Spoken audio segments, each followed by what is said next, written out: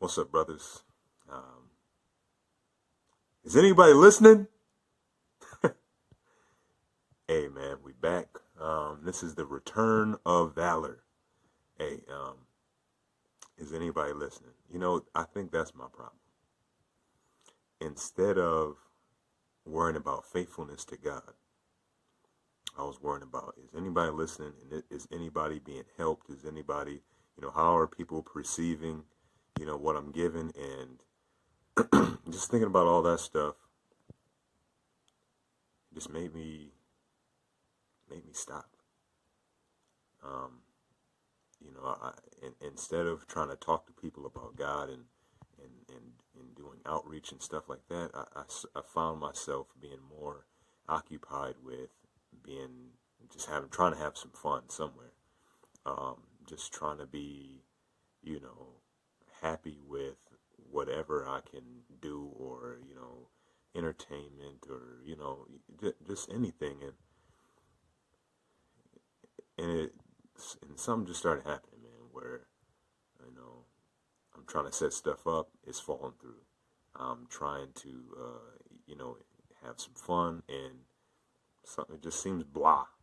Um, you know, Sleeping's not right. Not working out as much as I used to, and man, something was just like something just not right, man. How come I can't get right? How come I'm not happy? Why do I feel like sadness, or like, uh, foolishly lonely for some reason, or, acting like I'm getting depressed, or, just acting like there's nothing to be happy about, starving, uh, for joy. And that's just not me, I'm usually a positive person, positive outlook on life, and, uh, childlike energy, not childish, childlike energy. But like for a minute, it's just something wasn't working, and I think it was because instead of thinking about what can I do for God, and how can I continue in His faithfulness, I was worrying about me being happy, what I don't want to do, and just people getting along, instead of like a salesman. Why do I have to bother him with stuff? Why do I need to bother him with stuff? And yeah, I got used to not um, speaking about faith. The evangelism, the outreach was lacking. I wasn't doing as much teaching anymore, and I was still reading, but it just wasn't that deep and diligent study, like to try and figure out, um, you know, to try and figure out my soul, and go deep. And yeah, man, like all of a sudden, God hit me with a text from Ezekiel 3. Um, it was basically, I'm gonna just paraphrase the chapter, but basically God gives him a scroll for. God gives Ezekiel a scroll to eat, and he eats it, and it's sweet like honey. And then it just reminds me of, when I first was believing and trusting in God, I was out, I was teaching, I was, in jail, I was, it was a mindset, you know, when I was talking to people, I was thinking like, how can I talk about God? How can I flip this over? Transition statements and all that stuff. Um, but yeah, it just wasn't happening right now. So God was telling me, look, the scroll is sweet. Go back to the scroll. Go back to, your first love. Um, and then the chapter goes on, and it says, go warn the people. You know, if I give them a warning that they will surely die, and you don't warn them, then their blood will be on your hands.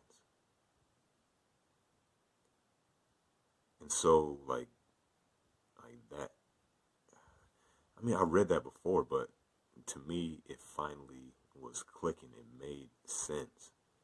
Like the reason why, I'm not, um, I'm not enjoying, vain comforts is because I'm not living out what God purposed for me. Yeah. Another text that kind of helped me, while I was going through all this processing is Matthew 11, verse 12, and it said, "The kingdom of heaven has suffered violence, and the violent take it by force." And it sounds like such a negative statement, and it's like, well, I mean, how can you take heaven by force? But it's like it's saying be diligent, like your life depends on it. Be like ferocious, like you're gonna die.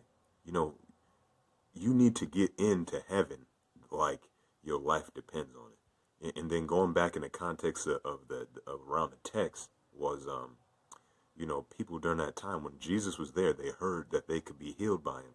Man, so they was trampling over over people. They was squeezing through the crowd. They was like, trying to reach for him. If I can only touch the hem of his garments, I can be healed. And some people did.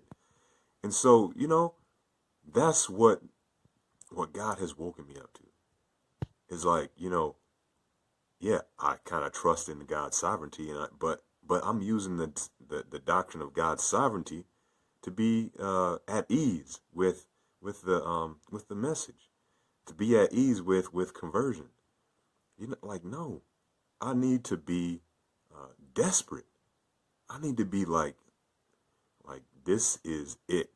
Either I do this or die. Or either I do this for somebody or they gonna die. That's what I gotta do, man. And so, man, God just been working on me, and I need to get that mindset back. And so, yeah, I'm gonna start this Valor mode back up.